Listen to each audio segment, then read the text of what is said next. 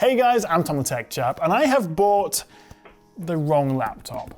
This is the brand new Dell XPS 17-9720, and since I always get pretty excited about a new Dell XPS laptop, I think perhaps I was just rushing to get an order in before the shipping times got crazy, but unfortunately I kind of spec'd this thing all wrong. And actually I am ordering another one, a flagship top spec model, which I plan to do a big comparison with against my top spec MacBook Pro 16.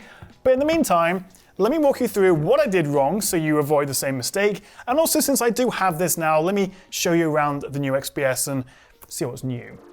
And from the outside, you can't really tell any difference over last year's or even the year before's XPS 17s, but it is still an absolutely gorgeous laptop with this big 17-inch 16:10 screen front and center with its super thin bezels. And it's all squeezed in a fairly slim and compact aluminium shell with Dell's almost trademark carbon fiber palm rest, and of course this gargantuan trackpad. The chiclet keyboard is as nice as ever, and while there is no numpad, Dell uses the space either side for bigger speakers, which sound great. There is also a pretty average 720p webcam up top, which also supports Windows Hello, plus we get a fingerprint reader built into the power button. On the side, we get 4 Thunderbolt 4 ports, plus a full-size SD card reader, which is always good to see, along with a headphone jack, a Kensington lock port, and overall it's just a lovely premium laptop, which you can actually open with just one finger. Well, sort of. So far, so good then, but the problem is I said most of that about last year's XPS 17 as well, and there's still no fancy frost white version of the 17 like we see on the 13 and the 15, which I think looks a lot better, or at least it's nice to have the option. And also there's still no OLED screen option like we've been able to get on the 15 for the last couple of years. It's also very expensive, starting at about £2,200 or $1,900, although the base US spec is a little bit lower, which accounts for that price difference. I was kind of hoping for maybe like a XPS 17 Plus model to come out like we're seeing with the 13 Plus, with its refreshed design and MacBook Pro style haptic trackpad. You still can't buy the 13 Plus just yet, but I reckon this maybe points to what we can expect from maybe the 2023 XPS 15 and 17. Now, apart from the obvious benefits of having a bigger 17-inch screen, the main reason you might consider the 17 over the 15 is the fact that we have the option of a beefier graphics card up to the 3060. Also, all models of the 17 come with the bigger battery cell size. The lower-end versions of the 15 come with a smaller battery. And also on the inside, we get vapor chamber cooling, plus there are more options for upgrading it.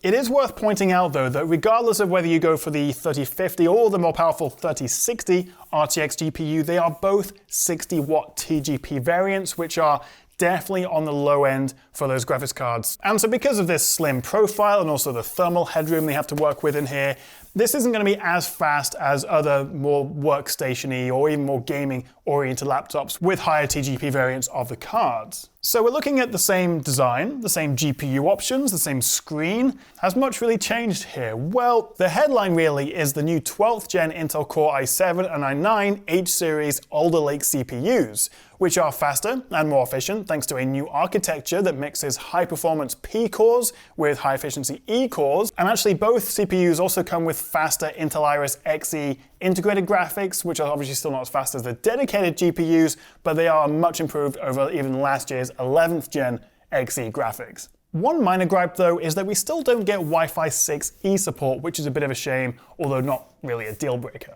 The new XPS models also get DDR5 RAM, although this is kind of a stock speed DDR5 rated at 4800 megabytes per second, and while it should beat DDR4 kits in some basic tasks like compression, it's unlikely to really make that much difference to everyday use.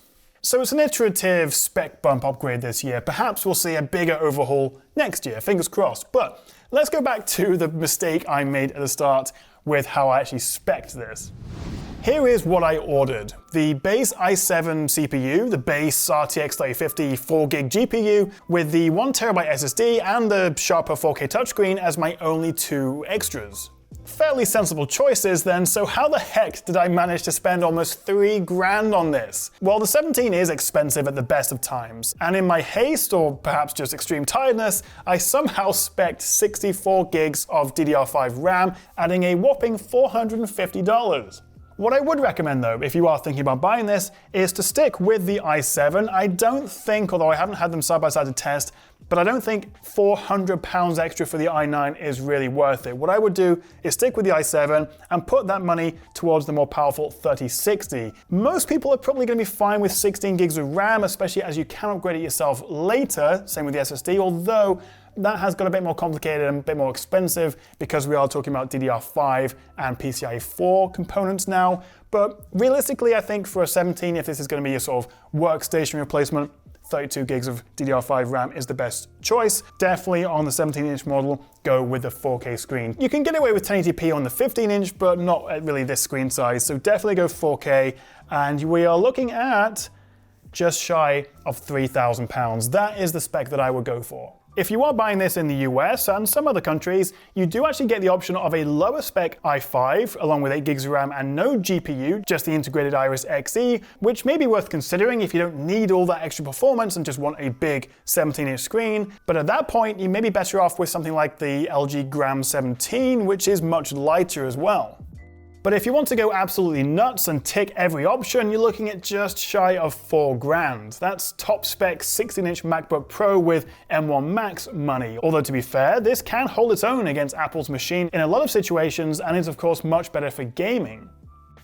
Alternatively, consider last year's 9710 XPS 17 instead. You could get a fairly similar spec for a good £500 less or so, so definitely consider last year's model before you shell out on this. Also, quick side note, I get that Dell sells a lot of products, but their website is still pretty horrible to use. I mean, not everyone is going to understand the differences between new and old versions of the same laptop, especially when they're listed side by side or sold from the same page. Now, this isn't my full review video, and I will be doing more tests when I have the higher end spec. I can compare the two and also compare it to the XPS 15 and also against my MacBook Pro 16. But while I have this, let's run a few quick tests to see what kind of performance we're looking at. And in general use, as you would expect, everything from multitasking, a bunch of Chrome tabs, a bit of Lightroom editing raw photos, it is all nice and smooth. Although I did find editing high bitrate 4K 60 video in Premiere Pro was a bit choppy. So again, I'm having to resort to using proxy files and maybe dropping the render resolution down to help smooth things out. In Premiere Pro, I still much prefer using my MacBook Pro 16. Now as for games, whichever GPU option you go for, I would recommend dropping the resolution down to 1080p, well 1200p technically, to get a much higher frame rate. Although, with the 3050 I have in here, I still got an impressive 220 FPS in Rainbow Six Siege with ultra settings, and actually even at 4K I got a smooth 73, not too bad. Fan noise isn't too bad under load, although the keyboard deck and the trackpad can get quite toasty after a while, and you do often hear the fan whir up even under fairly light use, even just with a bit of Chrome open. The problem is, there is nothing wrong with the XPS 17, it's got a nice little upgrade, it's a bit of a spec bump, and it is still a beautiful laptop to use, but it's very expensive, and I just think the competition is not only catching up, but really making strides ahead, not just from Apple with the MacBook Pro 16, which I'm using, as I say, off camera here. That is my go-to work laptop right now. Also, I think other brands like Asus with their ZenBook Pros and Studio Books, there's just a lot more innovation there that really makes it stand out compared to this, which is just the exact same laptop as last year, just with a new CPU and some slightly faster RAM just dropped in. It feels a bit lazy. But still, I will reserve some judgment, although I'm pretty judgy already on it, for my full review and also comparison videos. So make sure you stay tuned and you have hit that subscribe button so you don't miss out on that. But what do you reckon? Do you think this is a decent upgrade? Would you be tempted to buy one or not? Let me know in the comments below, and I'll see you next time right here on the Tech Chat. Thanks for watching.